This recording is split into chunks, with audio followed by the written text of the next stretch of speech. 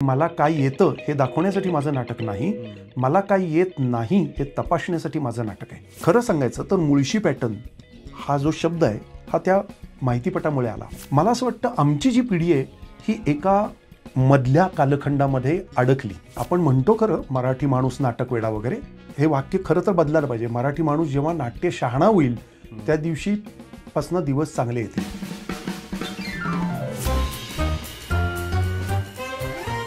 नमस्कार, कॅचअपमध्ये आपल्या सगळ्यांचं मनापासून स्वागत. कॅचअपचा नवीन भाग, नवीन पाहुणे. आज आपल्यासोबत आहेत अतुल पेठे. अतुलजी, स्वागत आहे कॅचअपच्या या नवीन भागामध्ये. अतुल पेठे गेली 45 वर्ष नाटकाशी संबंधित आहेत. प्रयोगशील असणं, सतत सकस निर्मिती करणं म्हणजे काय ते अतुल पेठेंकडे बघून कळतं. पण आज त्यांच्याशी आपण फक्त नाटकाबद्दल नाही तर त्यांचं समाजभान सुद्धा किती तीव्र आहे हे आपल्या सगळ्यांना त्यांच्या लेखांमधून माहिती आहे. त्याबद्दल सुद्धा बोलणार आहोत. सुरुवात करणार आहोत ती त्यांच्या लेटेस्ट प्रयोगापासून. साठेचं काय करायचं? खरं तर हा प्रश्न आम्हालाही अनेक वर्ष पडलाय, ज्याचं उत्तर आम्हाला न सापडल्यामुळे आम्ही नाटक करतो की काय करायचं. तर साठेचं काय करायचं हे राजीव नाईक यांनी लिहिलेलं नाटक पुन्हा एकदा 26 वर्षांनी रंगभूमीवर येतंय. दिग्दर्शित स्वतः अतुल पेठे करतायत आणि अश्विनी कासार आणि ओमकार गोवर्धन त्यामध्ये प्रमुख भूमिका करतायत. मला दिग्दर्शक तुम्ही आहात या नाटकाचे म्हणून हा प्रश्न विचारायचा आहे की 26 वर्षापूर्वीचं नाटक, तुम्ही त्यावेळेला ते बघितलेलं होतं, गाजलेलं नाटक. त्यावेळेला संदेश कुलकर्णींनी ते दिग्दर्शित केलं होतं. अमृता सुभाष आणि निखिल रत्नबारखे त्यामध्ये प्रमुख भूमिकेत होते. आता इतक्या वर्षांनी ते दिग्दर्शित करायचं आहे, का तुम्हाला ते असं एक आव्हान वाटलं, करावंसं वाटलं? एक तर सर्वप्रथम मला तुमचे आभार मानायचे आहेत की कॅचअपसारख्या एका चांगल्या पॉडकास्टमध्ये बोलण्याची तुम्ही मला संधी देतात. तुम्ही चांगलं म्हणताय म्हणजे नाही, निश्चितच चांगलं आहे. आणि महत्त्वाची माणसंही इथे येऊन बोलून गेलेली आहेत. तर साठेचं काय करायचं हे मला आवडणारं नाटक आहे. 1990 नंतरची जी आमची पिढी आहे त्या पिढीतले राजीव नाईक हे अतिशय महत्त्वाचे लेखक मानले जातात आणि आम्ही मानतो ते. त्यांचं हे एक महत्त्वाचं नाटक. मला अनेक वर्ष ते करून बघायचं होतं. मला असं वाटतं की ते नाटक जरी 26 वर्षापूर्वीचं असलं तरी ते काही असं जुनं नाही. नाटक तेव्हाच जुनं होतं जेव्हा त्यातले संदर्भ आणि आशय हा कालबाह्य होतो. तर या नाटकातला विषय आणि आशय हा खरं सांगायचं तर कालातीत आहे. एकमेकातल्या द्वेष, स्पर्धा, चढाओढ, ईर्ष्या, मत्सर या गोष्टी जोपर्यंत माणूस आहे तोपर्यंत तशाच राहणार. आणि त्याचप्रमाणे प्रेम आणि मैत्री ह्या पण गोष्टी त्या नाटकात आहेत. बरोबर. राजीव नाईकांबरोबर 5-6 महिन्यापूर्वी चर्चा झाली आणि आम्ही असं म्हटलं की 26 वर्षापूर्वीचं जरी ते नाटक असलं तरी ते मला परत करून अनेक कारणांसाठी बघावंसं वाटतं. काळ बदलला आहे, आपल्या आजूबाजूचा भवताल बदललेला आहे. तर त्याच्यात या नाटकाचे अर्थ काय लागतात, त्याच्या गाभ्याचे काही आपल्याला अर्थनिर्णयन करता येईल का, नव्याने तपासून बघता येईल का, असे मनात विषय होते. मग आमच्या चर्चा झाल्या, गप्पा झाल्या, वाचनं झाली आणि आमच्या असं लक्षात आलं की या नाटकात काही नवे प्रयोग आपल्याला करून बघता येतील आणि म्हणून आम्ही ते सगळ्यांनी मिळून करायचं ठरवलं. राजीव नाईक यांचं काय म्हणणं होतं? म्हणजे तुम्ही एकत्र बसून त्या आशयामध्ये काही बदल करायचा आहे, करावा लागेल का, याविषयी काही तुमची चर्चा झाली? खरं सांगायचं तर मला आनंद वाटतो सांगायला, कारण चर्चा अत्यंत गंभीर आणि ज्याला आपण म्हणूयात की आपलं क्षितिज विस्तारणाऱ्या अशा होत्या त्यांच्याबरोबरच्या. कारण राजीव नाईक हे नुसते नाटककार नाही आहेत, तर ते भाषेचे अभ्यासक आहेत आणि विचार करणारे गृहस्थ आहेत. रंगभूमीच्या एकंदर भान त्यांना प्रचंड आहे. त्यामुळे आम्ही ह्या नाटकात काहीतरी मूलभूत बदल करण्यापेक्षा असं लक्षात आलं आणि निदान आम्ही आता एका अशा पायरीपर्यंत येऊन ठेपलोत की या नाटकाचा उत्तरार्ध सिक्वल पण लिहिता येण्याची शक्यता आहे. बापरे. कारण बदललेल्या काळाचा आवाका इतका मोठा आहे आणि तो नाटकात आत्ता कोंबाकोंब करण्यापेक्षा एक नवीन आपल्याला ह्याचा उत्तरार्ध आणि मग जर ते खरोखर घडलं आणि त्याने ते नाटक लिहिलं तर मला असं वाटतं की या दोन्ही नाटकांचे प्रयोग आम्ही पुढच्या वर्षी करू शकतो. क्या बात आहे, क्या बात आहे. पण आत्ता तरी तुम्ही सुरुवात जी केली आहे, सुरुवातीचे जे प्रयोग तुम्ही करताय ते पुण्यात करताय आणि तुम्ही असं मी ऐकलंय तुम्ही ठरवलंय की पुण्याच्या बाहेर म्हणजे मुंबई तुम्ही येऊन प्रयोग करणार नाही. तर असं का आहे? म्हणजे मुंबईच्या प्रेक्षकांनी काय करायचं, म्हणजे पुण्याला येऊनच नाटक बघायचं? खरं सांगायचं तर मी 45 वर्ष तुम्ही म्हटल्याप्रमाणे नाटक करतोय. मी महाराष्ट्रातल्या अनेक छोट्या गावांमध्ये माझे प्रयोग घेऊन गेलेले आहेत. म्हणजे मी अगदी कानाला हात लावून सांगतो की प्रभाकर पणशीकर जेवढे फिरले अगदी तितकं नसेल, पण प्रायोगिक नाटकामध्ये मी प्रभाकर पणशीकरां इतकाच गावोगावी गेलो आणि नाटक केलेलं आहे. आता 2 गोष्टी, एक म्हणजे माझं वय वाढत जातं आणि मग त्रास व्हायला लागतात आणि दिवसेंदिवस या विषयक आपण खूप चर्चा केलेल्या आहेत. अनेक लोकांनी आवाज उठवला आहे, लेख लिहिलेत. मी स्वतः 10-12 वर्षापूर्वी संडास संस्कृती नावाचा एक लेख लिहिलेला होता. आपल्याकडची अवस्था फार वाईट आहे.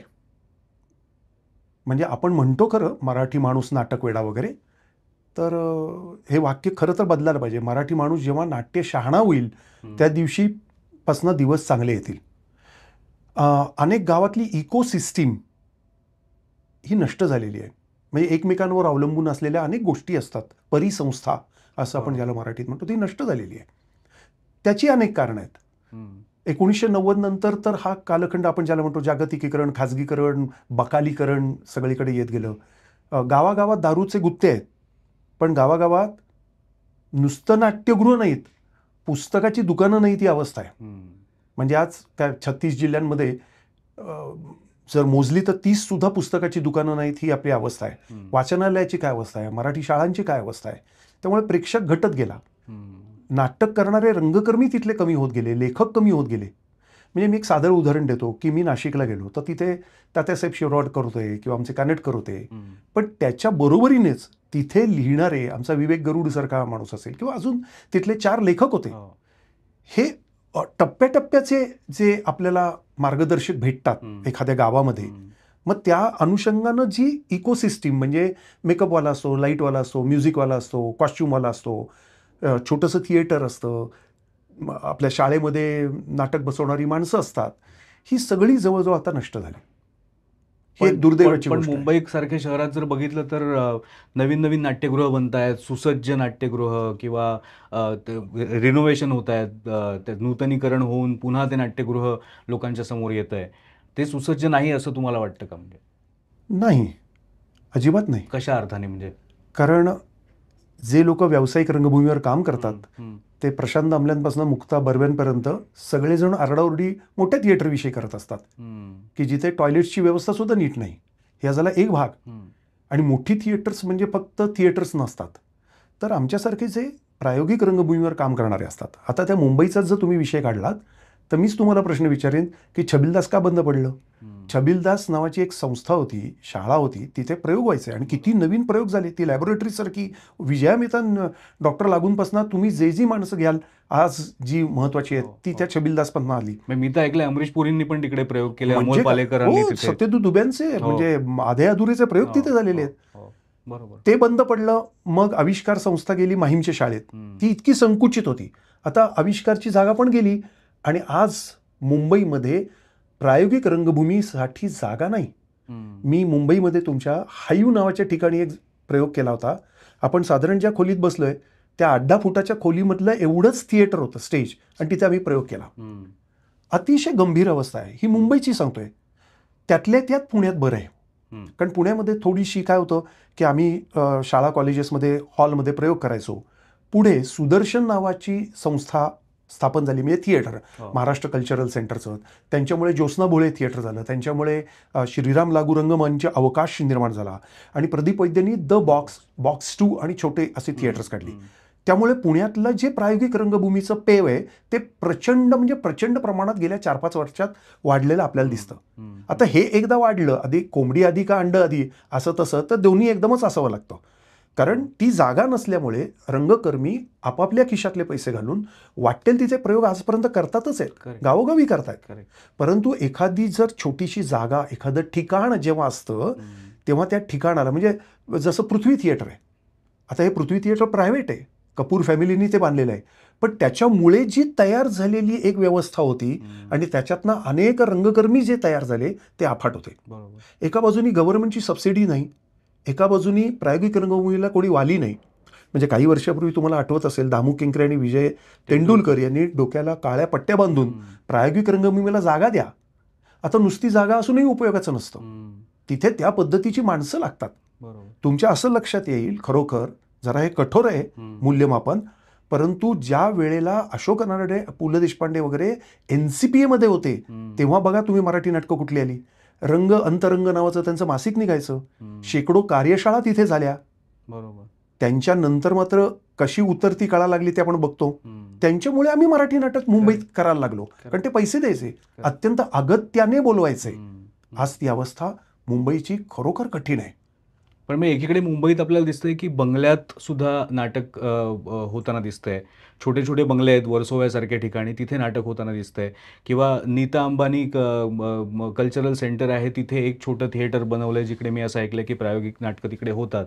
पण ह्याच्यापेक्षा आणखीन काय पुढे व्हायला पाहिजे नाट्य शहाणा होण्यासाठी, प्रेक्षकांनी सुद्धा आणि ते वातावरण तयार होण्यासाठी? पुण्यामध्ये मी 3 वर्षापूर्वी, म्हणजे मगाशी जो तुम्ही प्रश्न विचारला हम्म. ते उत्तर आता पूर्ण करतो, हम्म. की मग माझ्या असं लक्षात आलं की गावोगावी जा, हम्म. त्याचा पॅरेफेरनी लिहा. हम्म. म्हणजे काळे पडदे लावा, विंगा लावा, टॉयलेटच्या व्यवस्था नसतात, प्रेक्षकांच्या व्यवस्था नसतात वगैरे वगैरे. अशा हॉलमध्ये आम्ही तो प्रयोग करतो. बरोबर. दिवसच्या दिवस राबत असतो आणि तिथे प्रयोग करतो, कारण मुळात तो नाटकासाठी थिएटर नाही आहे ना, ते बरोबर. एखाद्या मंगल कार्यालयाचा हॉल किंवा कुठला तरी छोट्या कार्यक्रमाचे हॉल आम्ही कन्व्हर्ट करतो, रूपांतरित करतो आणि अनुकूल करून घेतो आमच्या नाट्यप्रयोगासाठी. हम्म. ह्याच्यात जे परिश्रम जातात ते अभूतपूर्व असतात आणि आमचे हाल सांगता येणार नाही असे असतात. हम्म.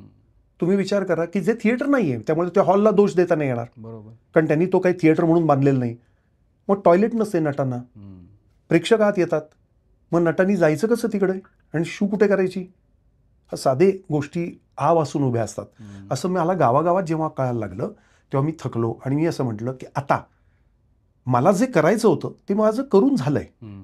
आता मी पुण्यात नाटक करीन, तुम्हाला हवं असेल तर तुम्ही पुण्यात येऊन बघा. हम्म. आणि मला अमोल सांगायला एका बाजूनी आनंद वाटतो आणि एका बाजूनी खरंच दुःख वाटतं. पुण्यात आम्ही 20 प्रयोग मॉल प्रॅक्टिस अँड शोचे केले. हम्म. त्याला साधारण 2,500 लोक आले आणि त्यातले 550 लोक हे महाराष्ट्रभरातनं आले. क्या बात आहे. अगदी महेश एलकुंचवार सुद्धा नागपूरवरनं तो प्रयोग बघायला आले वा. आणि आम्हाला ते फार महत्त्वाचं आणि सन्मानजनक वाटलं. वा. परंतु दुसरं वाईट अशासाठी वाटतं की तुमच्या गावामधल्या अनेक लोकांना ती त्यांचा प्राधान्यक्रम, ती त्यांची प्रायोरिटी नाही आहे. हम्म. आणि मी मगाशी ज्याचा उल्लेख केला की आपली प्रायोरिटीमध्ये पुस्तकाचं दुकान तरी कुठे आहे, बरोबर. शाळा तरी कुठे आहेत, बरोबर. नाटक बिटक प्रायोगिक तर खूप लांबचं. वस्तुतः एक हॉल लागतो आणि तो सुसज्ज एक बऱ्यापैकी लागतो. हे तुम्हाला पुण्यातल्या बॉक्समध्ये येऊन बघता येईल किंवा सुदर्शनमध्ये. तिथेही अडचणी होत्या, हम्म. परंतु माणसं फार चांगली होती. बरोबर. म्हणजे नुसती जागा असून उपयोग नाही, तर ती चालवणारी माणसं ही तितकीच सक्षम असावी लागतात. बरोबर. आता मुंबईसारख्या ठिकाणी किंवा कुठेही आता आम्ही जाऊन ठिकठिकाणी कार्यशाळा मी घेतो. आता 12 कार्यशाळा झाल्या आणि मी गावागावात हेच त्यांना सांगायला लागलो की तुम्ही अनाठाई तुमचा व्यर्थ खर्च आणि ऊर्जा वाया घालवू नका. तुम्हाला शाळेच्या हॉलपासनं तुम्हाला कार पार्किंगच्या जिथे असेल तिथे ते थिएटर उभं करता येईल आणि तिथे तुम्हाला प्रयोग करता येईल. तुम्ही वेगळ्या पद्धतीचा प्रयोग आपल्याला तिथे करण्याची शक्यता तयार करूयात. हम्म. आणि आम्ही कोल्हापूर आणि सांगलीमध्ये असा प्रयत्न केला. नागपूरमध्ये सुद्धा आमचा असा प्रयत्न चालू आहे की तिथे थिएटर चालू करता येईल का. एक 100 लोक बसतील, 100 लोक, 80 लोक इतपत. बरोबर. जेव्हा पुण्यामध्ये बालगंधर्वच्या संदर्भात चर्चा सुरू होती तेव्हा मी त्यांना लेखी असं दिलं होतं की छोट्या आकाराचं एक, ज्याला समीप रंगभूमी म्हणतात असं, हम्म. मध्यम आकाराचं एक जिथे 300 लोक बसतील आणि एक मोठं थिएटर जिथे 1000-1200 लोक बसतील. Correct. असं तुमच्यासाठी पर्याय असले पाहिजेत. हे पर्याय फक्त अर्थार्जनाच्या दृष्टीने नव्हे, हम्म. हम्म. तर एखाद्याचा नाटकाचा जो आशय आहे हा इतका गडद असतो. म्हणजे आम्ही एक शब्दांची रोजीनिशी नावाचं नाटक मी केलं होतं, ते 70-80 लोकांनी बघण्यासारखंच होतं. म्हणून आम्ही एका घरामधल्या पार्किंगच्या जागेमध्ये ते केलं आणि आम्ही शक्यतो तसाच तो प्रयोग करायचो, कारण त्याला अर्थ आहे. नुसतीच जागा म्हणजे आपला आशय अधिक लोकांपर्यंत अर्थपूर्ण रीतीने जावा हम्म. म्हणून तो अवकाश तसा पाहिजे. बरोबर. आणि ह्या जेवढे पर्याय तुमच्यासमोर उपलब्ध असतील, अवकाशाचे पर्याय, तेवढे आशयाचे पण त्याला पर्याय आपल्याला उपलब्ध होऊ शकतात. बरोबर. नवीन आशय लोकांपर्यंत वेगळ्या तऱ्हेने जातात आणि तो एक वेगळा अनुभव असतो. बरोबर. म्हणजे जे रिंगण नाट्य तुम्ही केलं होतं की वेगळाच आशय आणि वेगळ्या पद्धतीची मांडणी, त्याला कारण अर्थात होतं की दाभोलकर कलबुर्गी यांच्या हत्येनंतर तुम्हाला ते प्रकर्षाने वाटलं. पण हे जे लोकांपर्यंत नाटक पोचवण्याचा जो ध्यास आहे त्याचं कारण काय आहे नेमकं? म्हणजे असं तुम्हाला का वाटतं नेहमी, की नाटक हे जास्तीत जास्त लोकांपर्यंत, वेगवेगळ्या प्रकारच्या लोकांपर्यंत पोहोचण्याची गरज आहे? ही गरज का वाटते तुम्हाला? खरं सांगू का अमोल, की हा काय ध्यास माझा एकट्याचा नाही. हं. अगदी विष्णुदास भाव्यांपासनं तो होता आणि ज्योतिराव फुलेही त्यातनं सुटले नाहीत. हो. कारण त्यांना आपलं शेवटी काहीतरी म्हणणं लोकांपर्यंत सांगायचं होतं. नाटक हे एक माध्यम आहे. हं. एक अभिव्यक्तीचं माध्यम आहे. बरोबर. मला त्याच्यातनं माझं काहीतरी म्हणणं सांगता येतं. माझं जगणं, मला पडलेले प्रश्न, माझी अस्वस्थता ही लोकांपर्यंत पोहोचवता येते. बरोबर. एका अर्थानं तो कॅथार्सिस असतो. हं. मीच माझ्या काळातल्या प्रश्नांकडे कशा पद्धतीने बघतो, त्याची उत्तरं मी कशी शोधतो, हं. ह्याच्यासाठी माझं नाटक असतं. हं. हं. आता माझं नाटक लोकांपर्यंत पोचावं ही आस ही प्रत्येक रंगकर्मीची असते. लेखकाची पण असते, आपलं पुस्तक लोकांपर्यंत पोचावं. बरोबर. परंतु नाटक ही समूहाची कला आहे. हं. लोक आल्याशिवाय आमचा प्रयोग नाही होऊ शकत. बरोबर. भले एक प्रेक्षक असेल. नाही, पण मला तेच विचारायचं आहे, की तुमचा प्रयत्न असतो, की आणखीन नवीन-नवीन प्रेक्षक जोडले जावेत. बनायला पाहिजेत, म्हणजे नवीन प्रेक्षक घडला पाहिजे. 100%. हे तुम्ही कसं साध्य करता किंवा त्याच्या मागचा विचार काय असतो म्हणजे? गावागावात अशी काही अवस्था नाहीये की माणसं नसतात. हं. येतात. प्रत्येक गावामध्ये खूप माणसं चांगली आहेत. हं. मी मगाचपासून जो म्हणतो की एक सिस्टीम तयार होत नाही, एक व्यवस्था तयार होत नाही. हं. ती व्यवस्था जेव्हा तयार होतील, कारण प्रत्येक जण काही स्वतः थिएटर बांधू शकत नाही. बरोबर. अगदी भले तो छोटं थिएटर बांधायचं ठरवलं तर तो व्यक्तिगत पातळीवर नाही करू शकत. तो एक 4 लोकांनी एकत्र येणं, त्या गावातल्या ज्यांच्याकडे धनाढ्य लोक आहेत, श्रीमंत लोक आहेत, त्यांनी त्याला सपोर्ट करणं. कारण छोटं थिएटरमधलं नाटक चालायचं कसं, त्याचं इकॉनॉमिक्स कसं आहे. Correct. शेवटी नाटक हा कला व्यवहार आहे. तो कला आहे तितकाच व्यवहार पण आहे. हं. तो सांभाळायला लागेल. बरोबर. 2 नाटकं तुम्ही आणि मी तोट्यात करू शकू खिशातनं पैसे घालून, पण वर्षानुवर्ष जर करायचं असेल तर त्याला काहीतरी एक सपोर्ट सिस्टीम लागेल. हं. ती आयदर गव्हर्नमेंटची लागेल किंवा त्या समाजातल्या चांगल्या लोकांची लागेल. बरोबर. हं. आता अशी माणसं खरोखर अनेक गावात आहेत. त्यांच्यामुळे मी त्या गावात गेलो. बरोबर. मग त्यांची नाटकं पुण्यात बोलवण्याचा मी उपक्रम पण सातत्याने करत असतो. तुम्हाला सांगायचं झालं तर म्हणजे जळगावमध्ये शंभू पाटील असतील, नाशिकमध्ये आमचा दत्ता पाटील आणि हे लोक हो. करणारी आहेत बरोबर. माणसं. तर हा जो एक्सचेंज प्रोग्रॅम आहे, एकमेकांनी एकमेकांचं नाटक बघणं, आज परिस्थिती अशी आहे की लोक एकमेकांचं काही वाचतही नाहीत आणि पाहतही नाहीत. हं.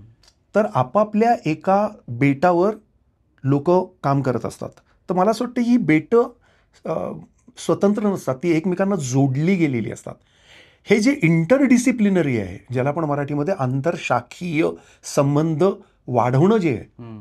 की नुसत्याच कला नव्हे, वेगवेगळ्या क्षेत्रांना जोडून घेणं, युनिव्हर्सिटीजना जोडून घेणं. हं. म्हणजे समाजशास्त्र विभाग आहे तर त्यांच्याकडे जाऊन काय वाचनं करणं, प्रयोग करणं, त्यांच्याबरोबर नाटक नावाच्या गोष्टीच्या विषयी चर्चा करणं, मग त्यांचा विषय आणि आपला एकत्र काही आणता येईल का असा प्रयत्न करणं, हे करण्याचं काम मी अत्यंत हेतुपूर्वक, मनपूर्वक करत राहिलो. बरोबर. अंधश्रद्धा निर्मूलन समितीचे अनेक शाखा आज गावागावात आहेत किंवा आमचा आरोग्य संवाद नावाचा एक गट होता, त्यांच्यामुळे सुद्धा. तर गावागावातली अत्यंत बुद्धिमान, हुशार आणि प्रतिभावान माणसांना आपण जोडून घेतलं पाहिजे. हं. ही त्यातली खरी एक आस आहे. बरोबर. तरच तो नवीन प्रेक्षक त्याच्याशी जोडला जाईल. तुम्ही व्यवहार हा शब्द वापरलात म्हणून मला डोक्यात आलं. मी तुम्हाला विचारतो, की व्यावसायिक रंगभूमीपासून तुम्ही थोडेसे लांब राहिलात आणि असं काही तुमच्या बोलण्यात कधी नसतं, की व्यावसायिक रंगभूमी म्हणजे काहीतरी वाईट किंवा मला तिकडे जायचं नाहीये. त्याच्याबद्दलचा आदर मनात ठेवूनच तुम्ही तुमचं काम करत असता. पण आता जर आपण विचार केला तर अनेक नवीन लेखक आता व्यावसायिक रंगभूमीवर आहेत. चंद्रकांत कुलकर्णींसारखे दिग्दर्शक गेले अनेक वर्ष चार चौघीसारखं नाटक असेल किंवा आता भूमिकासारखं नाटक आहे. प्राजक्त देशमुख देवबाभळीसारखा प्रयोग आता व्यावसायिकवर करतोय. तुम्हाला कधी व्यावसायिकवर तसं करावंसं वाटलं नाही? व्यवहार शेवटी हा असतोच ना त्याच्यामध्ये महत्त्वाचा. मी माझ्या ॲक्च्युली पुस्तकात लिहिलंय. हं. एक तर मला आपण त्याला म्हणतो खरं व्यावसायिक रंगभूमी वगैरे, बरोबर आहे. पण मी असं म्हणतो की मी व्यावसायिक माणूस आहे. आय एम अ हां. Professional theatre person. मी प्रायोगिक नाटक व्यावसायिकपणे मी करतो. हां हां, हां हां. म्हणजे आता पण त्याला डॉक्टर लागू असं म्हणायचं की धंदेवाईक नाटक वेगळं हां. आणि म्हणजे कमर्शियलला खरं तर बरोबर. धंदेवाईक हा शब्द आहे. हं. प्रायोगिकला एक्सपेरिमेंटल थिएटर आपण म्हणतो हं. किंवा समांतर रंगभूमी म्हणतो. बरोबर. तो व्यवहार कोणाला चुकला नाही हे बरोबर आहे. हं. प्रश्न माझी खूप इच्छा होती, म्हणजे मी प्रयत्नही करून बघितले, हं. हं. परंतु मला ते येतच नाही असं माझ्या फार लवकर लक्षात आलं. हं. म्हणजे मला सिनेमा पण करायचा होता, हं. पण मला येत नाही ना करता. कारण सिनेमा करण्यासाठी फक्त तुम्हाला काहीतरी स्क्रिप्ट येतं एवढंच नाही, तुम्हाला इतर पण त्याच्यातले गुण असावे लागतात. म्हणजे कोणीतरी आपल्याला 4-5 कोटी रुपये द्यावेत असं आपलं मिठास बोलणं पाहिजे. म्हणजे त्याला त्याच्या ज्या इतर क्षमता आहेत ते पचवण्याची, ते माझ्यासारख्या माणसाकडे नाहीत. मी एक आपण असं म्हणू माझा छोटेपण माझ्या लवकर लक्षात आलं आणि माझ्या असं लक्षात आलं की मला सकाळपासून रात्रीपर्यंत खाताना पिताना झोपताना उठताना नाटकच दिसतं. जे मी साहित्य वाचेन ते माझं नाटकामध्ये रूपांतरित होतं. त्यामुळे मी त्याचा नाद सोडून दिला. व्यावसायिक रंगभूमीशी माझं भांडण असण्याचं काहीच कारण नाही. म्हणजे let all flowers Bloom in the garden असं म्हणलं जातं. तर त्यालाच जंगल म्हणतात, जिथे वेगवेगळ्या पद्धतीची झाडं असतात, वृक्ष असतात, शेवाळ असतं, प्रवाळ असतं, वेगवेगळ्या प्रकारचे लतावेली असतात. तर नाटक किंवा कला हे एक जंगलासारखंच असलं पाहिजे. ते मोनोकल्चर असता कामा नये, ते पॉलिकल्चर असलं पाहिजे. म्हणजे विविध प्रकार त्याच्यात असलेच पाहिजेत. कारण मगाशी मी जो शब्द वापरला, ती जी परिसंस्था आहे, त्या व्यावसायिक रंगभूमीचा प्रेक्षक आमच्याकडे आणि आमच्यातले चांगले उत्तमोत्तम लेखक अभ्यास करून रंगभूमीचा एक मूलभूत विचार डोक्यात ठेवून जर व्यावसायिकला गेले आणि अत्यंत सफाईदार त्यांनी व्यावसायिक नाटक केलं तर का नको आहे, हवंच आहे. हे आदान प्रदान महत्वाचं आहे. आता माझ्यासारख्या माणसाला नाही, म्हणजे माझी इच्छा ठीक आहे, पण मला जे सुचतं, मला जे वाटतं ते खपणारं असतं असं नाही. आणि दुसरी गोष्ट, मला प्रेक्षकांहूनही म्हणजे लोकांना काय आवडेल ह्याच्यावर माझं नाटक आत्ता नसतं. मूलतः मला काय आवडेल, म्हणजे मी असं नेहमी म्हणतो की मला काय येतं हे दाखवण्यासाठी माझं नाटक नाही, मला काय येत नाही हे तपासण्यासाठी माझं नाटक आहे. त्यामुळे मी दरवेळेस नवनवीन प्रयोग करेन. आता वयाच्या 60 नंतर माझं एक वाक्य माझ्यासाठी असं लक्षात आलंय की नाटक सगळे करतात, प्रयोग काहीच लोक करतात. नाटकाचे खेळ होतात, प्रयोगाचा खेळ होत नाही. माझ्या एखाद्या प्रयोगाने नवीन त्याला काही मूल्य दिलं का? मग ते भाषेच्या संदर्भात असेल, आशयाच्या संदर्भात असेल, अभिनयाच्या संदर्भात असेल, दिग्दर्शनाच्या असेल, प्रकाशयोजना, नेपथ्य, का घिसापिठा तेच ज्याला क्लिशेड म्हणतात, मिडिओकर म्हणतात, त्याची सगळ्यात मला भीती वाटते. आणि मला असं वाटतं की मला नवीन खोदायचं आहे. आणि खोदलं की सापडतं. खूप श्रम पडतात, पण ते करत राहण्यापासून गत्यंतर नसतं. मला तुम्ही बोलत असताना राजीव नाईक यांचं एक वाक्य आठवलं की शोध घेणं आणि बोध देणं हे सुद्धा कलेची 2 महत्त्वाची प्रयोजनं आहेत. तुमच्या बाबतीत हे लागू होतंय अगदी. कारण तुम्ही शोध पण घेताय आणि त्याचबरोबर बोधही देताय. हो, आणि तो पूर्ण होत नाही, कारण दर नाटक तुमच्यासमोर काही नवीन आव्हानं निर्माण करतं, खरोखर आव्हानं निर्माण करतं. आणि आपल्याला वाटतं की बरं, त्या व्यतिरिक्त इतर पण गोष्टी असतात, कारण आपल्याकडे त्या अर्थानं मूल्यमापन नाही आहे, अभ्यास करण्याची परंपरा नाही आहे, त्याच्यावरचा टीका नाही आहे. त्यामुळे आपण पुढे जातोत, मागे जातोत का तिथेच आहोत हे काहीच कळत नाही. म्हणजे जो नाटकवाला आहे त्यांनीच डॉक्युमेंटेशन करून ठेवा, दस्तऐवजीकरण करून ठेवा, त्याच्यावरची टीका, त्याच्यावरची पुस्तकं, अभिनयाची पुस्तकं, हे सगळं एका व्यक्तीला करणं खरोखर कठीण आहे. आणि मला असं वाटतं की ते म्हणजे ॲक्टर्स ट्रेनिंग, रायटर्स ट्रेनिंग हे खूप अत्यावश्यक आहे असं मला वाटतं. नाही, तुम्ही म्हणता ते बरोबर आहे, कारण मूल्यमापन होत नसल्यामुळे आज जेव्हा आपण भारतीय रंगभूमीचा विचार करतो किंवा महाराष्ट्राबाहेरची जी माणसं आहेत ते मराठी नाटकाबद्दल बोलताना उदाहरणं जी देतात ती तेंडुलकर, एलकुंचवार, आळेकर याच्या पुढची त्यांना फारशी माहिती नसतात. म्हणजे तिथे पण आपण मूल्यमापन करण्यात किंवा ते पोचवण्यामध्ये कमी पडलोय कुठेतरी. खरोखर तुझा मुद्दा, मला क्षमा कर, मी पहिल्यापासून तुला तू म्हणतोस कारण तू इतका जवळचा मित्र आहेस, तसंच परंतु तुझा हा आत्ताचा मुद्दा अत्यंत गंभीर आहे आणि त्याचे खरं तर वेगवेगळे उत्तर देता येतील. मगाशी मी ज्याचा उल्लेख केला 1990 नंतर जागतिकीकरण, खाजगीकरण, उदारीकरण हे आलं वगैरे, सगळं टाइम अँड स्पेसचे अर्थ बदलले. माझी पिढी अशी आहे 90च्या आधीची की ज्यांनी तेंडुलकर, आळेकर, एलकुंचवार ही पिढी बघितली. एक त्या संबंध पिढीमध्ये एक जिन्सीपणा होता, लोकांमध्ये एक जिन्सीपणा होता. 90 नंतर इतके पर्याय उपलब्ध झाले, चॅनल आले, मोबाईल फोन आले, लोक अनेक पातळ्यांवर व्यग्र झाली. खाण्याचे पदार्थ बघितले तरी शेकडो चवी आल्या, इटालियन आलं, स्पॅनिश आलं, तुम्हाला आज काय मिळतं, इतक्या चवींचे प्रकार आले जे आपल्याला कधी 1990च्या आधी आपल्याला माहीतच नव्हते. मला असं वाटतं आमची जी पिढी आहे ही एका मधल्या कालखंडामध्ये अडकली म्हणजे कशा अर्थाने, आम्ही बघितलेलं, आम्ही जे शिकलेलं होतं ते 1990च्या आधीचं होतं. काळ इतका झपाट्याने बदलला की पृथ्वी तलावर इतका प्रचंड वेगाचा बदल असा कधी झालेलाच नव्हता. इव्होल्युशन जे आहे, उत्क्रांती जी आहे ती हळूहळू होत असते. इथे मात्र 180 डिग्रीज 360 डिग्रीजच बदलली. करेक्ट. त्यावेळेस अंबानींची अशी जाहिरात होती, करलो दुनिया मुट्ठी में. आणि आपल्याला लक्षात आलं की करलो दुनिया मुट्ठी में होत नाही. आपल्या हातातनं ती वाळू जेवढं पकडून ठेवायला लागलो तेव्हा घसरू लागली. मानसिक रुग्णता वाढली, अत्यंत महाप्रचंड वेग वाढला. जो मध्यम वर्ग होता तो नवमध्यम वर्ग झाला, प्रचंड पैसे झाले. जे पुण्यातले आज तुम्ही दगड टाकलात तर सगळ्यांची लोक अमेरिकेत आणि कॅनडात आणि ऑस्ट्रेलियात असतात. मराठी बोलणारा प्रेक्षक वर्ग, समजणारा प्रेक्षक वर्ग हा कमी झाला. आमचा ऑडियन्स कमी झाला. भले गंभीर असेल, परंतु बेगम बर्वे आणि महानिर्वाणला बघणारा, त्याच्यावर लेख लिहिणारा, पुस्तकं लिहिणारा कुमार केतकरांसारखा आणि शशी भावेंसारखा माणूस होता. आम्ही नाटक तुलनेने पण जास्त करून, म्हणजे जर तुला मी असं सांगितलं की माझी 45 नाटकं झाली, मकरंदसाठींनी नाटक लिहिलं, त्यांनी कादंबऱ्या लिहिल्या, लिहिणारं आणि वाचणारं आहे कोण? राजीव नाईकांची आज 30-35 नाटकं झाली, प्रेमानंद गजवी असतील, जयंत पवार असतील, शफात खान असतील, किती नावं घेऊ. बरोबर. यांचं मूल्यमापन कुठे आहे? यांची नाटकं लोकांपर्यंत पोचावीत. हे काय कोणी मुद्दामून केलेलं षडयंत्र वगैरे नाहीये. काळाचा ओघ आणि वेग प्रपात असा आहे की त्यांच्याकडे बघायलाच कोणाला वेळ नव्हता, कारण सगळी लोक पैशा पाठीमागे गेलेली होती.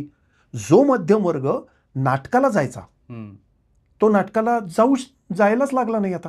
मग त्याच्यासाठी आता OTT प्लॅटफॉर्मपासून अनेक पर्याय आहेत. याच्या मी विरुद्ध नाही आहे टेक्नॉलॉजीच्या. प्रश्न आम्हाला काय विपरीत अवस्थेला तोंड द्यावं लागलं हा आहे. आणि त्यातनं तगून जाऊन मला अभिमान वाटतो आमच्या पिढीचा, अगदी चंद्रकांत कुलकर्णी, विजय वामन असेल आणि चेतन दातार असतील, की आम्ही सगळ्यांनी तो प्रायोगिक गाभा, रंगभूमीचा गाभा टिकवून ठेवायचा आमच्या परीनं. आम्ही भले लवाळी असू, आम्ही महावृक्ष नसू सुद्धा, परंतु त्या लवाळ्यांनी नक्की टिकवून ठेवल्यामुळे आज खरोखर प्रायोगिक रंगभूमी काही प्रमाणात तगून आहे. आणि नुसती तगून नाही, अमोल, मला सांगायला अत्यंत आनंद वाटतो की पुण्यासारख्या ठिकाणी बाहेरगावचे लोक येऊन नाटक बघतात. पुण्यात आम्हाला डोकं वर काढायला वेळ नाही, इतका प्रचंड नवीन लोक, म्हणजे आलोक राजवाडे असेल, पर्ण असेल, धर्मकीर्ती सुमंत असेल, विभावरी देशपांडे असतील, प्राजक्ता असेल, दत्ता असेल, आणि नवीन योगेश्वर आणि केतन जाधव सारखी मुलं असतील, ही नव्या जोमानं नाटक करतायत. ही मी फक्त नावं टाकायची म्हणून नाही टाकत आहे, परंतु ही नवीन पिढी, आमच्या नंतरच्या 2 पिढ्यांनंतरची पिढींची नावं मी घेतोय. ही लोक आज जोमानं नाटक करतायत. आणि सुव्रत सारखा असेल, सखी सारखा असेल, तर ही लोकांना नाटक करावं असं वाटतं. आणि त्याच्यात थोडंसं आमचं, आता मला या वयात, या टप्प्यात म्हणायला हरकत नाही की आमच्या पिढीने थोडंसं ती बॅटन इथपर्यंत आणून दिलेली आहे. पण त्या मूल्यमापनाची गरज नसल्यामुळे जणू काही तेंडुलकर, आळेकर, एलकुंचवार यांच्याबरोबर रंगभूमी तिथेच थांबली आहे असा एक भास आहे. पण मला असं वाटतं काही दिवस जावे लागतील आणि आता काहीशी परत नव्याने एक ओळख आमच्या सगळ्यांना मिळते असंही मला खात्रीपूर्वक सांगायला. जसं तुम्ही सांगितलं की दत्ता पाटील यांची 4 नाटकांचे नाटकाचा महोत्सव होतो, त्याचे प्रयोग होतात. नसरुद्दीन शहासारखे कलाकार पुण्यात येऊन सलग नाटक करतात, कारण त्यांच्याही लक्षात येत असेल ना की इतक्या चांगल्या पद्धतीने एक वातावरण इथे नाटकाचं तयार झालेलं आहे. तुम्ही मगाशी बोलताना म्हणालात की सिनेमा मला येत नाही असं मला कळलं म्हणून मी सिनेमा केला नाही, पण तुम्ही माहितीपट केलेत आणि जे खूप महत्त्वाचं कार्य होतं. SEZवरचं तुमचं माहितीपट असेल, कचरा कोंडी हा महत्त्वाचा माहितीपट, आणि योगायोग म्हणजे की तुमची मुलगी पर्ण पेठे, तिने पुढे जाऊन सफाई कामगारांच्यावर आधारित एका सिनेमात काम केलं, आता थांबायचं नाही मध्ये. हा योगायोगाचा भाग झाला. पण मला प्रेक्षकांना सांगायला आवडेल की कचरा कोंडी हा माहितीपट जो आहे यूट्यूबवर आहे, तो मी त्याची लिंक तुम्हाला डिस्क्रिप्शनमध्ये देतो, तुम्ही नक्की बघा. मी असं ऐकलं की त्यावेळेला तुम्ही गटारात गेला होतात स्वतः, तो शूट करत असताना तुम्ही स्वतःच शूट करत होतात आणि तुम्ही स्वतः जाऊन तो अनुभव घेतला होतात. काय नेमकं तुम्हाला त्यावेळेला जाणवलं तो अनुभव घेतल्यानंतर? झालं असं की मी काही फोटो काढायचो आणि मला विजय तेंडुलकर असं म्हणाले की अरे तू फोटो छान काढतोस, तू कॅमेरा का नाही घेत? मी म्हटलं कॅमेरा मी कसं घेऊ, कारण मला त्याचं काही तांत्रिक शिक्षण नाही. ते म्हटलं आता तांत्रिक शिक्षणाची गरज नाही, ऑन केला की कॅमेरा आपापला संबंध तो फोकस करतो, ॲपर्चर वगैरे सगळं नीट करतो. हे त्यांचं मी ऐकलं आणि मी खरोखर, मला एक बक्षीस मिळालं महाराष्ट्र फाउंडेशनचं, त्याच्यात थोडेसे पैसे घातले आणि मी कॅमेराच विकत घेतला. आणि मग मी त्या कॅमेऱ्याशी खेळायला लागलो. आणि खरोखर ते सोनीचा कॅमेरा फार सोपा होता आणि त्यांनी मला थोडंसं एक ट्रेनिंग दिलं की असं असं चालवायचा. मला सिनेमा करायची इच्छा होती, पण माझ्या असं लक्षात, मी मगाशी म्हटल्याप्रमाणे माझी थोडी वृत्ती एकला चलोरेसारखी आहे. तर मी तो कॅमेरा हातात घेतला आणि मला जे जग दिसतंय ते मी चित्रित करायला लागलो. तर आमची एक मैत्रीण आहे उल्का महाजन, ती म्हटली मग तू एक आमच्यासाठी माहितीपट करशील का? तर नॅशनल सेंटर फॉर ॲडव्होकसी स्टडीज म्हणून आहे, अभ्यास करणारी संस्था आहे, आणि त्याच्यात संजय संगवई वगैरे होते. आणि ते म्हणले स्पेशल इकॉनॉमिक झोनवर महत्त्वाचा प्रश्न होता त्यावेळेचा, आणि करशील का, आमच्याकडे कॅमेरे आहेत. मी म्हणलं करेन. आणि मग कारण मी मुक्त विद्यापीठामध्ये माझं काहीसं शिक्षण याचं झालेलं होतं, कारण मुक्त विद्यापीठामध्ये मी नोकरी करत असताना शैक्षणिक अभ्यासक्रमावर आधारित दृकश्राव्य साधनांची निर्मिती करणं हेच आमचं काम होतं. त्यामुळे तूर, आंबा, द्राक्ष, भुईमूग असं महाराष्ट्रभर अनेक शेती तज्ज्ञांबरोबर हिंडून मी चित्रफिती आणि माहिती फीड तयार केलेले होते. त्यामुळे कॅमेरा म्हणजे काय, एडिटिंग म्हणजे काय, डबिंग म्हणजे काय, याची एक जुजबी मला नक्की माहिती होती. तर स्पेशल इकॉनॉमिक झोन करायला मी घेतली, आणि त्यावेळेस मी नोकरी पण सोडलेली होती, आणि मी स्पेशल इकॉनॉमिक झोनच्या निमित्तानं महाराष्ट्रात हिंडायला लागलो. खरं सांगायचं तर मुळशी पॅटर्न हा जो शब्द आहे हा त्या माहितीपटामुळे आला. कारण आम्ही अनेक गावांमध्ये हिंडलो, मग तिथल्या लोकांना भेटलो, त्यांच्या जमिनी कशा हडप केल्या गेलेल्या आहेत, जे शेतकरी आहेत त्यांची जमीन तर गेली, कमी पैशात त्यांना गंडवून अनेक ठिकाणी घेतली, आणि त्याच जमिनीवर जे मालक होते ते आता गुलाम झालेत, बांडगुळं झालेले आहेत, अशी अवस्था होती. मग काही ठिकाणी त्याचे लढे उभारले गेले, आणि स्पेशल इकॉनॉमिक झोनला स्वतःच्या जे नियम आहेत ते बदलावे लागले. असो, परंतु तो माहितीपट झाल्यानंतर तो खूपच गाजला, ठिकठिकाणी गेला. मुक्ता मनोहर म्हणून पुणे महानगरपालिका कामगार युनियनच्या ज्या नेत्या आहेत, त्या मला म्हणल्या की आम्हाला अशा पद्धतीचा एक माहितीपट करायचा आहे, आणि सफाई कर्मचाऱ्यांवर आहे, तू करशील का. तर आता विषय असा आल्यानंतर मी म्हणलं हो करीन की. आणि मला काहीच आपल्याला कल्पना कशाची असणार, कारण माझ्यासारखा एक मध्यमवर्गीय माणूस सफाई कर्मचारी म्हणजे काय, सकाळी झाडतात आणि मग ठीक आहे 2 शॉट घेतले झालेलं. पण मी कॅमेरा माझ्याकडे घेतल्यामुळे सकाळ, दुपार, रात्र, अपरात्र झुमझुमून जो आहे आणि पहाट या सर्व प्रहरांमध्ये तो कॅमेरा घेऊन हिंडायला लागलो. कारण पहाटेला ते निघतात. ती बाई घरात 8 वाजता जेवण करणार असेल तर ती सकाळी 4 वाजता झाडाला निघते, तर मी तिच्या पाठीमागे कॅमेरा घेऊन निघायचो. आणि मग माझ्या लक्षात आलं की माझा 1.5 वर्ष गेला, आणि 1.5 वर्षामध्ये मी त्यांच्याबरोबर अनेक वस्त्या हिंडलो. अगदी त्यांच्या कचरा वेचण्यापासून ते डम्पिंग पर्यंत सगळं, आणि कचऱ्याचे ढीग, आणि म्हणजे मला काही दिवस वॉमिटिंग व्हायचं, ओकारे व्हायच्या, कारण तो वास इतका नाकात भरलेला असायचा की हे अजूनही आपल्याकडे खरं तर ती कायद्यानी पद्धत बंद झाली, पण लोकांची घाण डोक्यावरून नेतात कसे, वाहतात कसे. त्याच्यानंतर माझ्या लक्षात आलं की मग जातीपातीचा प्रश्न जो आहे हे उचलणारे आहेत कोण, कचरा करणारे कोण आहेत आणि कचरा उचलणारे कोण आहेत.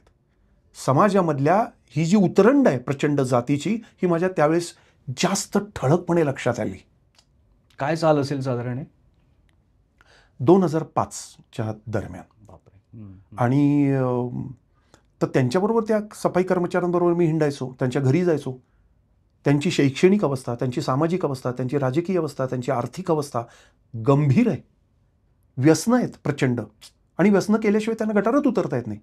मग एक दिवशी तो गटारात उतरणारा जेव्हा मी माणूस बघितला, तेव्हा आपल्याला असतं ना की कॅमेऱ्यानी शॉट चांगला मिळेल, आपल्याला सगळ्यांना पडलेली असते दृश्य चांगलं मिळेल की नाही, ब्युटी शॉट्स. हां, पण ब्युटी नसते. विठाभाऊ नारायणगावकर नाचतात तेव्हा कलेसाठी वगैरे काही नाही, ते पोटासाठी नाचत असतात. त्यांची जी आर्तता असते, जगण्याचाच प्रश्न आहे, सर्वायवलचा, त्यांच्या अस्तित्वाचा, आयुष्याचा प्रश्न येतो, त्या वेदनेचा तो नृत्य आहे. ते काही गंमत म्हणून केलेलं नृत्य नाही आहे, मजा म्हणून. त्या पाठीमागे काहीतरी एक प्रचंड खोदून काढलं तर त्यांच्या जगण्याची तडफड आहे. बरोबर.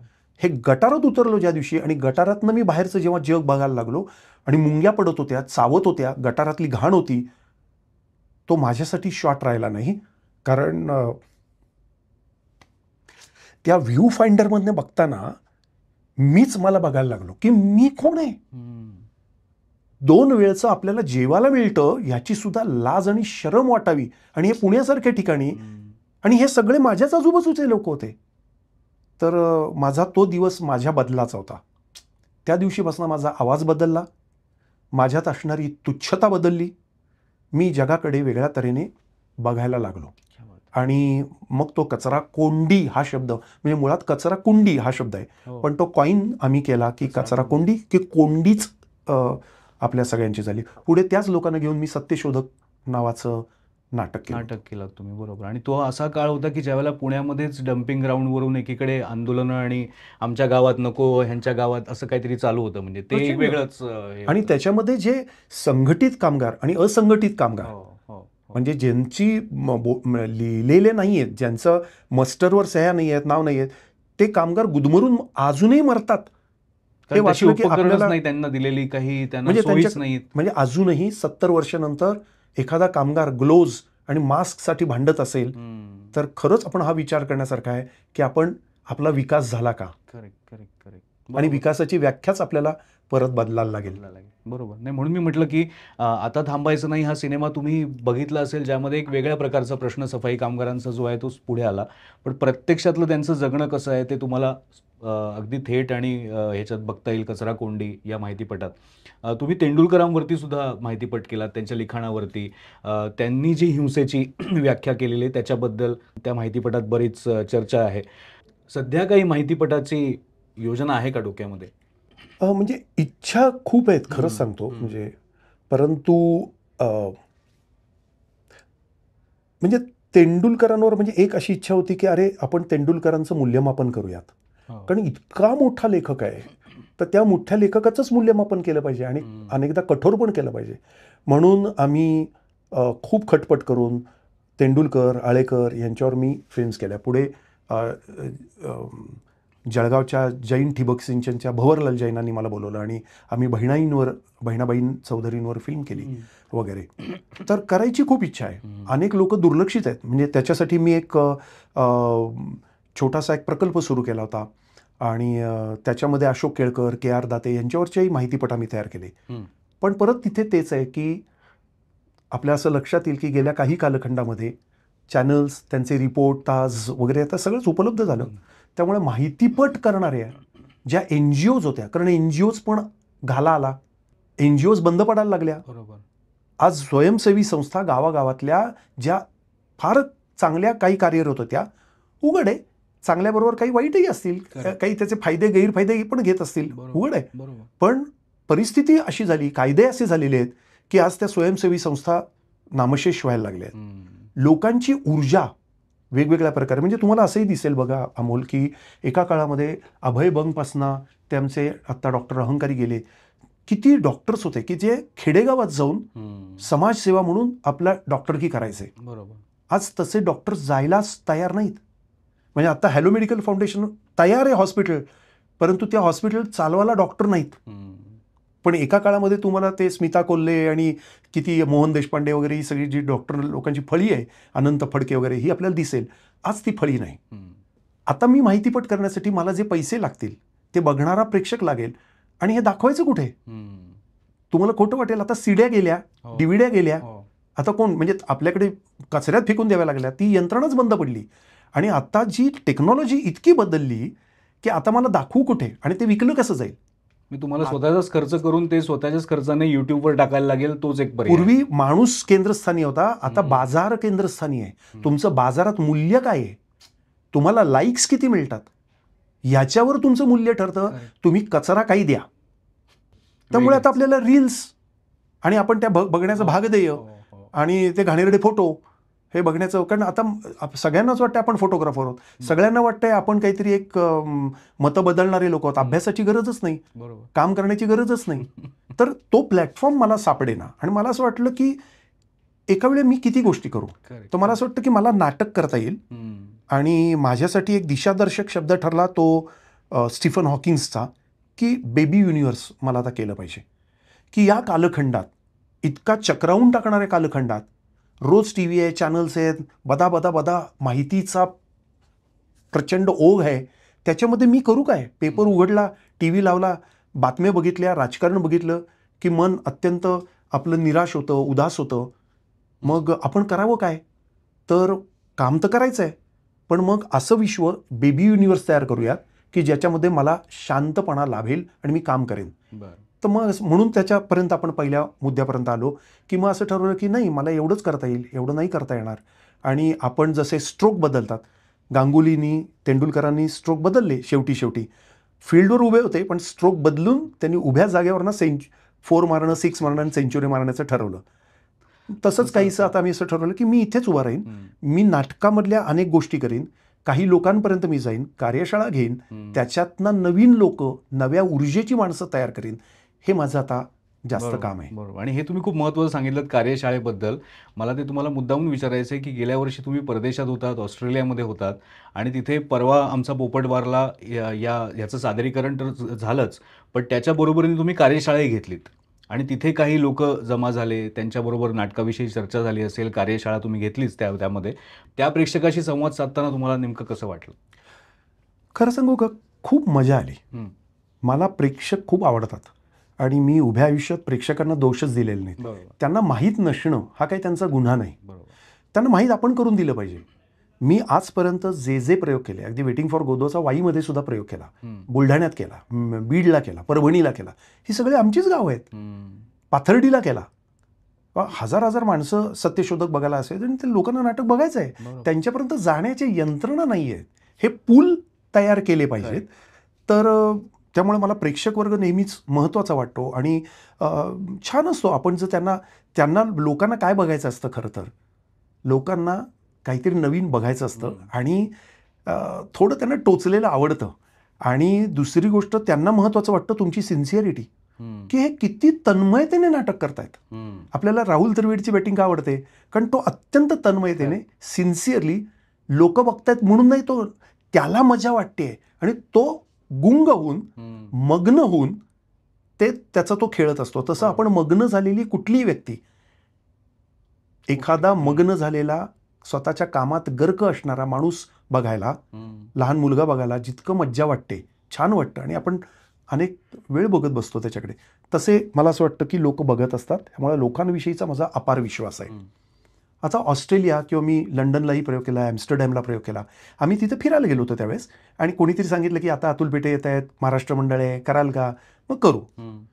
वस्तुतः मला इच्छा आहे माझं नाटक जाण्याची, कारण नाटकाचा अनुभव वेगळा. बरोबर. आजकाल झालंय असं की दुधाची तहान ताकावर या नियमानुसार नाटक करणं पण अवघड झालंय, कारण नट जमत नाहीत, तालमीचे हॉल नसतात वगैरे वगैरे. ते पूर्वीचे प्रश्न आहेत, पण आता जास्त गंभीर झाले आधी. आणि प्रयोग कुठे करायचे हा मोठा आवासूंचा प्रश्न, कारण प्रचंड खर्च येतो.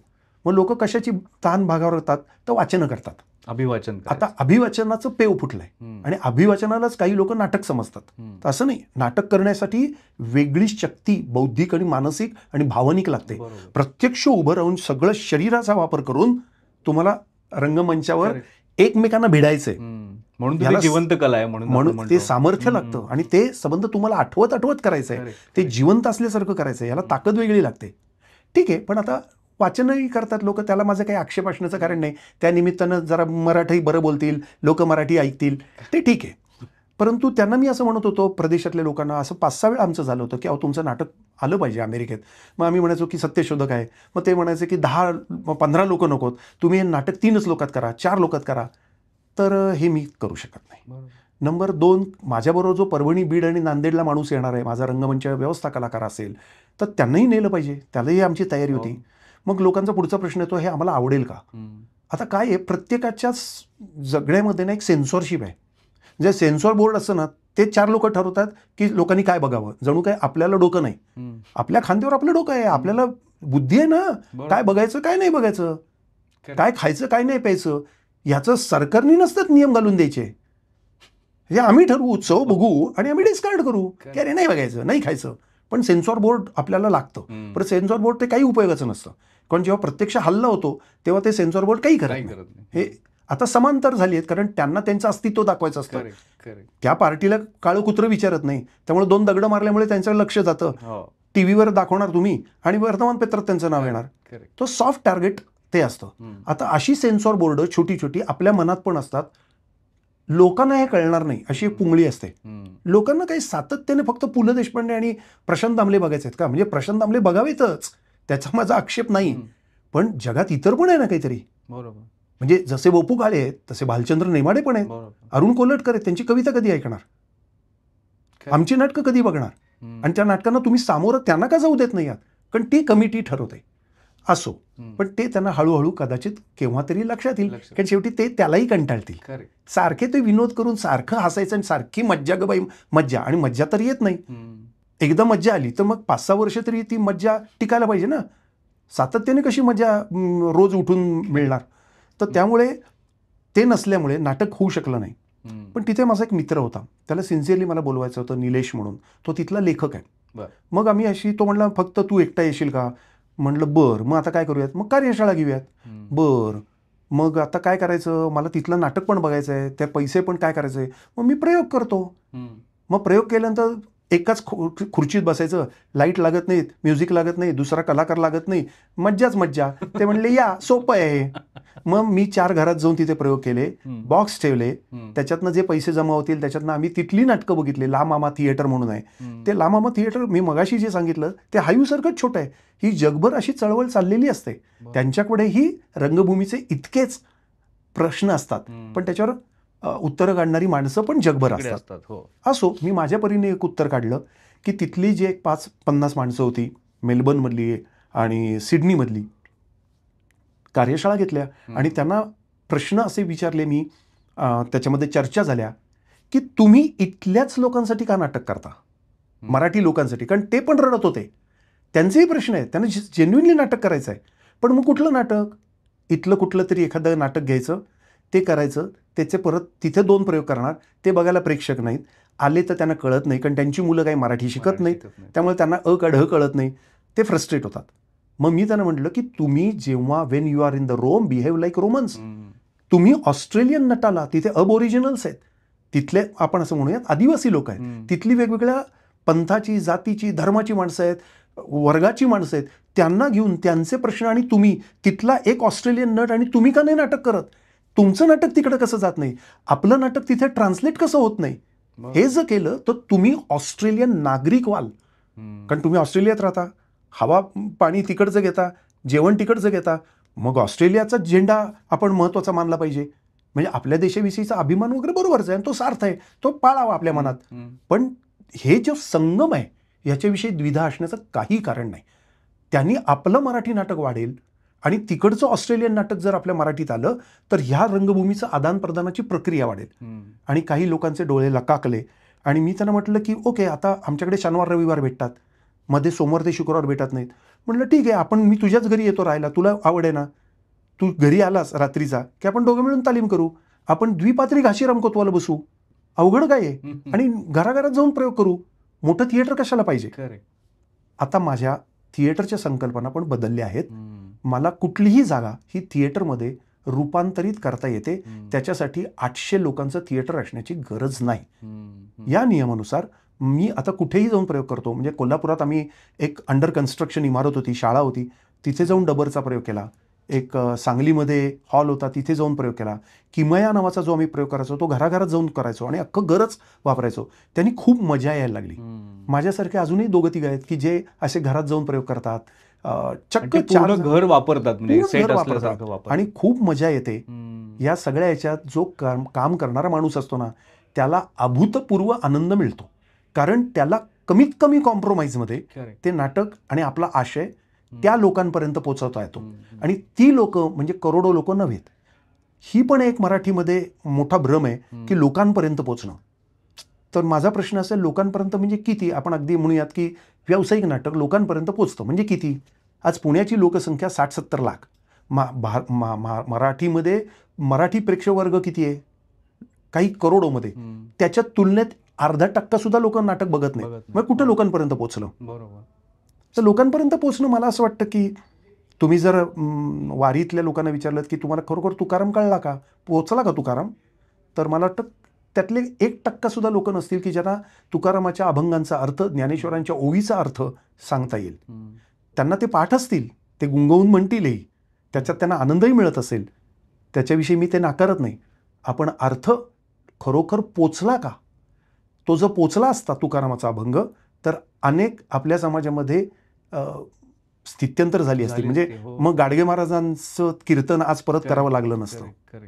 पण म्हणजे मगाशी तुम्ही जे म्हणालात की स्ट्रोक बदलला की काय होतं ते तुम्ही आत्ता अनुभवताय आणि तेच तुम्हाला पुढे करायचं आहे आत्ता, म्हणजे की तो स्ट्रोक बदलून पुण्यात राहून कसं आणखीन मार्गदर्शन करता येईल आणि तो बॅटन पुढे दिलेलंच आहे. मला शेवटी फक्त एवढंच विचारायचं आहे, की तन्वीर पुरस्कार तुम्ही 2019 साली जेव्हा स्वीकारला, त्यावेळेला जे भाषण केलं होतं, त्यावेळेला ह्यातलेच बरेचसे मुद्दे त्याच्यामध्ये होते.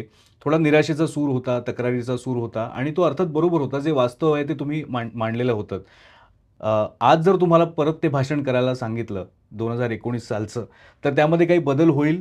एक म्हणजे थोडी मी सुधारणा करतो, की मी बॅटन देणं हा मी उपकार केल्याचा भाग नाही. हो. ती नवीन माणसं जी असतात ना, ती घेतातच तुमच्याकडनं.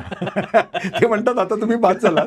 त्यामुळे मी काही दिलंय हा माझा काही अहंकार नाही. मी कोण देणार? बरोबर. ते लोकांना त्यांनीच ते नेलं असतं आणि असं काही कोणी कलेमध्ये आमच्याकडे नाटकात कानाला वगैरे गुरु म्हणून कोणी हात बीत लावत नाही. ते एक बरी गोष्ट आहे. की उगाच तेंडुलकर म्हणलं की कानाला हात वगैरे असं काही नसतं. आमच्याकडे रोखठोक टीका ही फार महत्वाची आहे. चांगले टीकाकार. त्यामुळे माझा तो निराशेचा स्वर नव्हता. काही वेळा निराशेचा स्वर हा आशेसाठी उपयुक्त असतो. कारण तुम्हाला वस्तुस्थितीचं जर भान आलं तर मग त्यातनं उपाय काय आहेत?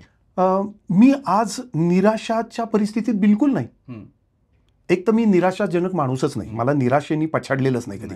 कारण मी वेटिंग फॉर गोदो केलेला माणूस आहे. आणि गोदोचं मुख्य मर्म हे आहे की कधीतरी गोदो येणार आहे. त्यामुळे उद्याची वाट बघा.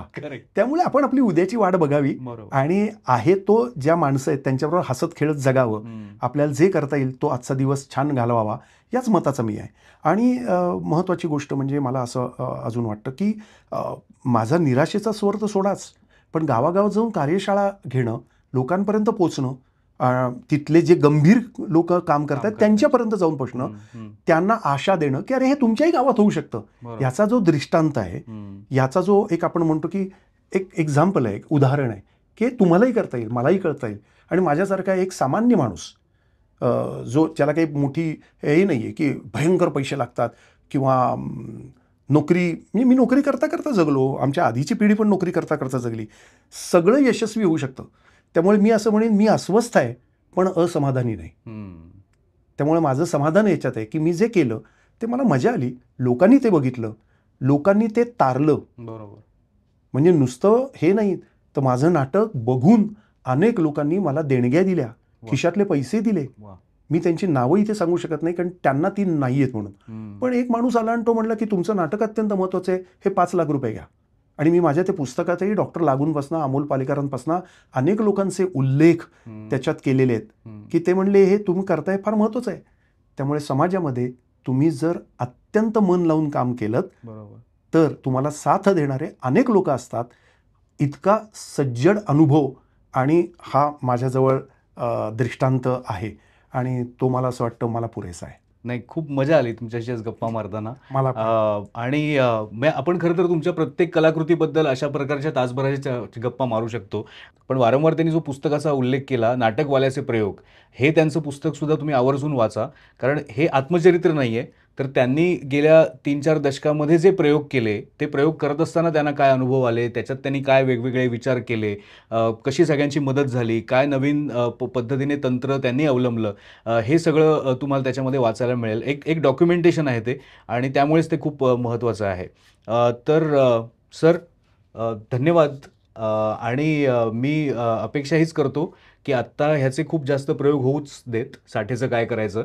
पण तुम्ही जसं मगाशी म्हणालात की तुमची चर्चा जे राजीव नाईक यांच्याबरोबर सुरू आहे त्याचा उत्तरार्ध हा पुढच्या वर्षी आम्हाला बघायला मिळू दे. तर ह्या शुभेच्छा देत असतानाच तुम्हाला एक छोटीशी भेटसुद्धा द्यायची आहे. बी बिरबल यांच्याकडून ही भेट आहे. ह्याच्यामध्ये पोस्टकार्ड आहेत एका शहराचे. ते शहर तुम्हाला आवडते की नाही ते तुम्ही बघा. डायरी आहे महत्त्वाची, ज्याच्यामध्ये तुम्हाला नोंदी ठेवायला लागतील. आता एवढे प्रयोग तुम्ही करणार आहात तर त्याच्याबद्दल थँक्यू. तर कोलकाता त्यात तुम्ही प्रयोग केला जसं प्रचंड. आणि तिथे म्हणजे शंभू मित्रांचं ते गाव आहे आणि रुद्रप्रसाद नांदीकर फेस्टिवलला आम्ही तिथे अनेक प्रयोग केलेले आहेत. आणि कोलकाता म्हणजे काय सत्तेची ट्रेनचं. तर हे जे प्रॉडक्ट्स आहेत बी बिरबलचे, अशा प्रकारचे अजून सुद्धा आहेत. तर ते तुम्हाला हवे असतील तर तुम्ही ॲमेझॉनवर जाऊन ते कसे ऑर्डर करायचे ते मी तुम्हाला लिंक देतोय डिस्क्रिप्शनमध्ये. तर धन्यवाद, आज मजा आली, खूप छान आणि बरं वाटलं नाटकाबद्दल आणि ह्या सगळ्या समाजभान जे आहे त्याच्याबद्दल तुम्ही जे भरभरून बोललात. तर मला असं वाटतं की असेच पुढचे एपिसोड तुम्ही बघत राहावेत. वेगवेगळे पाहुणे आपल्याकडे येतात, त्यांचे विचार मांडत असतात. चॅनल सबस्क्राईब केलं तर तुम्हाला नोटिफिकेशन मिळेल, लाईक केलं तर आम्हाला बरं वाटेल, कमेंट करून सांगितलं काय ह्याच्यामध्ये बदल करायचे आहेत तर तसे बदलसुद्धा आम्ही करू. आणि आता नवीन एक पद्धत आहे हाईप करायचं, तर ते सुद्धा तुम्ही करून बघा. हाईप म्हणजे काय ते तुम्हाला या व्हिडिओच्या खाली कळेल. धन्यवाद.